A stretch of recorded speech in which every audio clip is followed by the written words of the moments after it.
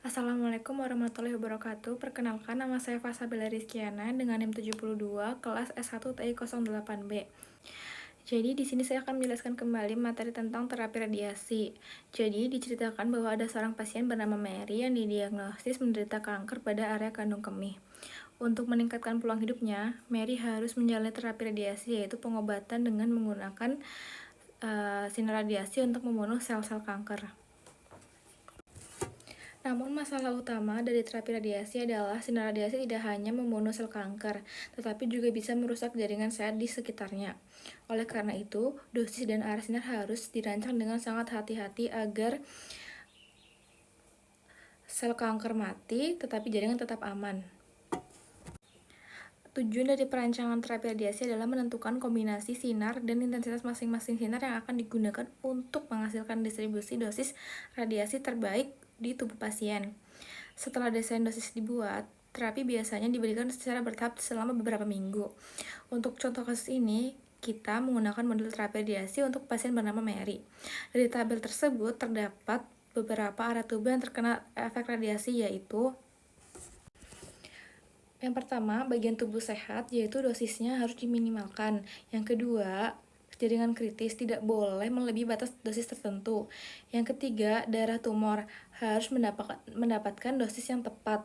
Yang keempat, pusat tumor harus menerima dosis minimum agar sel tumor mati. Dari sini kita tahu bahwa masalah ini cocok diselesaikan dengan metode linear programming karena ada tujuannya, yaitu meminimasi dosis dan beberapa batasan constraint yang harus dipenuhi.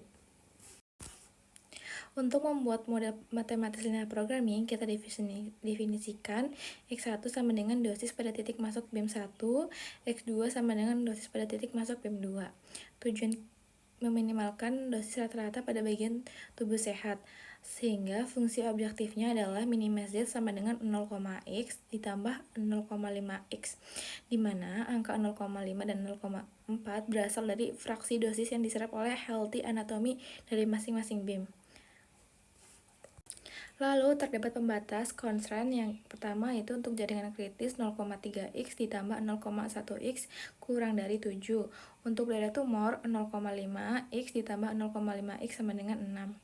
Untuk pusat tumor 0,6x ditambah 0,4x lebih dari 6. Karena pembatas kedua dan ketiga tidak punya variabel basis alami, maka kita tambahkan artificial model X5 dan X6 agar bisa mulai metode simplex. Fungsi tujuan menjadi Z sama dengan 0,x ditambah 0,5x ditambah 0x ditambah 0x ditambah mx ditambah mx. M adalah bilangan besar sebagai penalti agar variabel buatan hilang di akhir. Sistem pembatasnya yaitu 0,3x1 ditambah 0,1x2 ditambah x3 sama dengan 7. Lalu 0,5x1 ditambah 0,5x2 ditambah x5 sama dengan 6. Lalu 0,6x1 ditambah 0,4x2 dikurangi x4 ditambah x6 sama dengan 6. Pada iterasi pertama, kita buat tabel simplex awal, variabel basis awal x3, x5, dan x6. Dari sini dihitung baris C, cost row, koefisien 0,4 dikurangi 1,1 M, koefisien 0,5 dikurangi 0,9 M. Karena basis C paling negatif adalah untuk X2, maka X2 akan masuk basis di iterasi berikutnya. Nilai Z awal sama dengan 12 M. Di iterasi kedua, X2 masuk ke basis menggantikan variabel dengan rasio terkecil paling efisien, yaitu X dan 6. Setelah dilakukan operasi baris, diperoleh tabel baru dengan baris C berubah menjadi CX sama dengan 0,668 dikurangi 0,83 M, CX-nya 0,232 dikurangi 0,17 M. Karena CX masih negatif, artinya solusi belum optimal. Lalu kita lanjut ke iterasi kedua. Lalu kita lanjut ke iterasi ketiga. Pada iterasi ketiga, X4 basis menggantikan X6 dan kita memperoleh kondisi optimal. Nilai-nilai akhirnya X1 sama dengan 12, X2 sama dengan 0. Sehingga nilai fungsi tujuan Z sama dengan 0,4 dikali 12 ditambah 0,5 dikali 0 sama dengan 4,8. Artinya dosis terbaik diberikan 12 kW pada BEM 1 dan 0 pada BEM 2 agar total dosis minimum namun tetap memenuhi batasan dosis di semua area tubuh.